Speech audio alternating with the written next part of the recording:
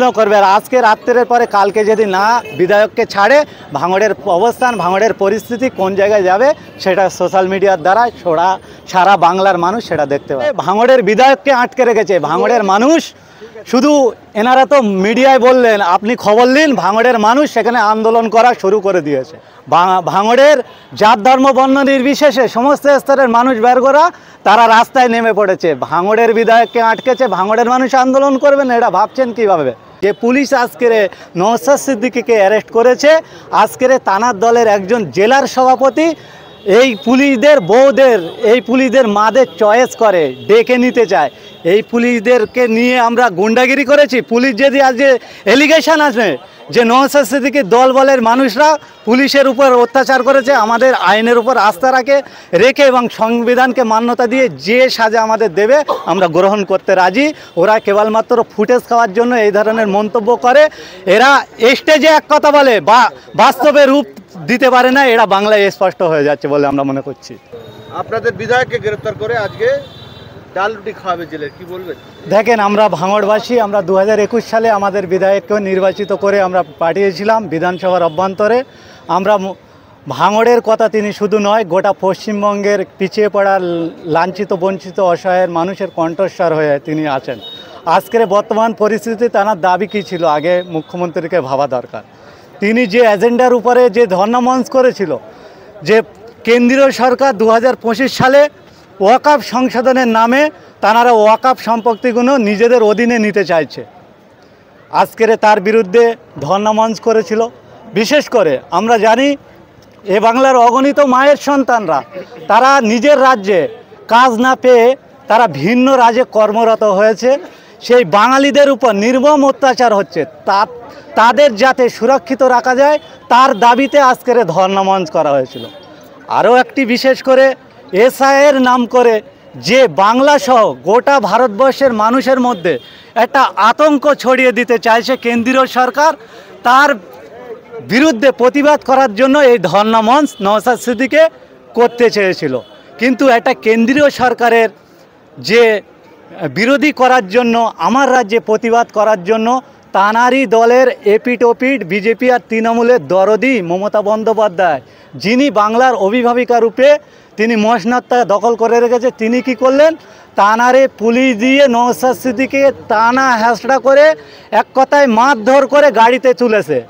কোন পুলিশ আগে জানতে হবে, কোন পুলিশ? যে পুলিশের জন্য নওশাদ সিদ্দিকী বলেন যে কলকাতা পুলিশ সহ পশ্চিমবঙ্গে যত পুলিশ আছে তাদের ডিএটা যাতে পায়, তার আন্দোলনটা বিধানসভার অভ্যন্তরে, বিধানসভার বাইরে এই নওশাদ সিদ্দিকী, এই ভাঙড়ের বিধায়ক দাবি রাখেন। সেই নওশাদ সিদ্দিকী আন্দোলন করতে তো মাননীয় বলে রাজ্যের যিনি অভিভাবিকা আছে, তিনি রাজ্যের এখন মালিক ধরতে গেলে তিনি বলেছেন তো ওয়াকফ নিয়ে আন্দোলন করলে আমার থেকে খারাপ কেউ হবে না। তারপরে নওশাদ সিদ্দিকী তার কথা শুনবে না, মালিকের কথা না শুনলে হবে? দেখেন, ওয়াকফ সম্পত্তি হচ্ছে কালীঘাটের কোনো সম্পত্তি না, ওয়াকফ হচ্ছে কোনো ব্যানার্জি পরিবারেরও না। ওয়াকফ সম্পত্তি হচ্ছে মুসলিম সাম্প্রদায়িকদের পূর্বপুরুষের দেওয়া, পূর্বপুরুষ যাতে ভালোভাবে থাকতে পারে সেই সম্পত্তিকে বহন করে সমাজ পরিবর্তন বা সমাজ সুস্থতাকে সেই ওয়াকফ সম্পত্তি। মমতা বন্দ্যোপাধ্যায় তিনি বলতেই পারেন, তানার থেকে বড় শত্রু হয়তো কেউ নাও হতে পারে। আমরা আমাদের প্রপার্টি, আমাদের পূর্বপুরুষদের রেখে যাওয়া সম্পত্তি কিভাবে উদ্ধার করে আমাদের সমাজের মধ্যে ইউটিলাইজ করতে হয় সেটা আমরা জানি। সেই সূত্রে আমরা নওশাদ সিদ্দিকী তিনিও একজন মুসলিম সম্প্রদায়ের ঘর থেকে বিলং করেন, তারও অধিকার আছে। আর এই যে মুসলিম হিন্দু বলে একটা সাম্প্রদায়িক দাগ লাগানোর চেষ্টা তারা বারে বারে করছেন, এটা আমরা স্পষ্ট হয়ে যাচ্ছে। সরে দাও, এদিকে এদিকে সরে দাও। একটা প্রশ্ন করবো। কুণাল ঘোষ তিনি বিজেপির কোন পদে আছে আমাদের জানা নেই, তবে তিনি টিভিতে আমরা তৃণমূলের কোন পদে আছে আমরা জানা নেই, কিন্তু তাকে আমরা টিভিতে সবসময় দেখি বিভিন্ন রকম মন্তব্য করতে। আজকে বলেছেন যে নওশাদ সিদ্দিকী কিছু গুন্ডাদের নিয়ে ধর্মতলায় পুলিশদের উপরে আক্রমণ করছে, এই জন্য তাকে গ্রেফতার করা হয়েছে। কোন কুণাল ঘোষের কথা বলছেন আমি জানি না। তৃণমূলের যিনি এখন মুখপাত্র হয়ে আছেন, যিনি বুক চাপড়ে পিজন মানে বুক চাপড়ে বলেছিলেন যে পশ্চিমবঙ্গের সবথেকে সন্ত্রাসী বা মানুষের অধিকার লুট করার নাম হচ্ছে মমতা বন্দ্যোপাধ্যায়, তিনি আজকের মিডিয়ায় এসে বড় বড় ডায়লগ দিতে পারে। আরে গুন্ডা কারা সেটা সারা বাংলার মানুষ জানে। যে পুলিশ আজকের নওশাদ সিদ্দিকীকে অ্যারেস্ট করেছে, আজকের থানার দলের একজন জেলার সভাপতি এই পুলিশদের বউদের, এই পুলিশদের মাদের চয়েস করে ডেকে নিতে চায়। এই পুলিশদেরকে নিয়ে আমরা গুন্ডাগিরি করেছি? পুলিশ যদি আজকে এলিগেশন আসে যে নওশাদ সিদ্দিকীর দল বলের মানুষরা পুলিশের উপর অত্যাচার করেছে, আমাদের আইনের উপর আস্থা রেখে এবং সংবিধানকে মান্যতা দিয়ে যে সাজা আমাদের দেবে আমরা গ্রহণ করতে রাজি। ওরা কেবলমাত্র ফুটেজ খাওয়ার জন্য এই ধরনের মন্তব্য করে। এরা স্টেজে এক কথা বলে, বাস্তবে রূপ দিতে পারে না। এরা বাংলায় স্পষ্ট হয়ে যাচ্ছে বলে আমরা মনে করছি।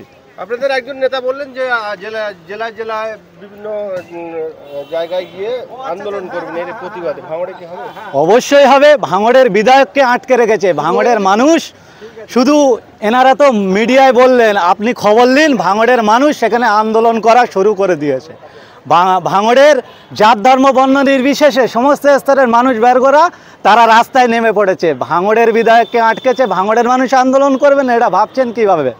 আপনি খবর নিন না সোশ্যাল মিডিয়ার মাধ্যমে ভাঙড় কিভাবে আন্দোলন করতে হয়। ভাঙড় মানে পূর্বেও করেছে, আগামী দিনেও করবে। আর আজকে রাত্রের পরে কালকে যদি না বিধায়ককে ছাড়ে, ভাঙড়ের অবস্থান, ভাঙড়ের পরিস্থিতি কোন জায়গায় যাবে সেটা সোশ্যাল মিডিয়ার দ্বারা সারা বাংলার মানুষ সেটা দেখতে পাবে।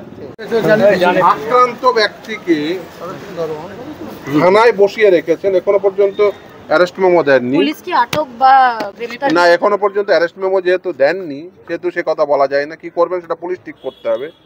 এই রাজ্যে অন্যান্যরা যারা আন্দোলন করবেন, আমরা দেখেছি এই রাজ্যে বিজেপি নেতারা আন্দোলন করলে তাকে জামাই আদর করা হয়, অথচ নওশাদ সিদ্দিকীরা আন্দোলন করলে তাদেরকে কেন এই ধরনের ট্রিটমেন্ট করা হবে, নওশাদ সিদ্দিকীর উপরে কেন আক্রমণ করা হবে, এই প্রশ্নের জবাব মমতা বন্দ্যোপাধ্যায়কে দিতে হবে, এই রাজ্যের পুলিশকে দিতে হবে, এই রাজ্যের প্রশাসনকে দিতে হবে। আপনি তো ধারাগুলো দেখেছেন? না, এখনো পর্যন্ত কোনো ধারা অ্যারেস্ট মেমোই হয়নি, তো ধারা কি হবে?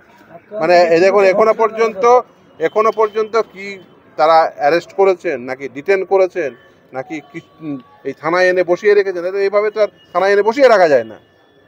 আপনার ইচ্ছা হলো কাউকে আক্রান্ত ব্যক্তিকে এনে থানায় বসিয়ে রাখলে এটা তো করা যায় না। এটা কেন করলেন?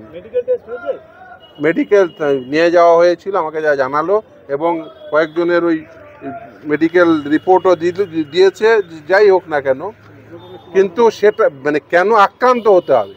সব থেকে বড় প্রশ্ন, যেখানে এত পুলিশের উপস্থিতি সেখানে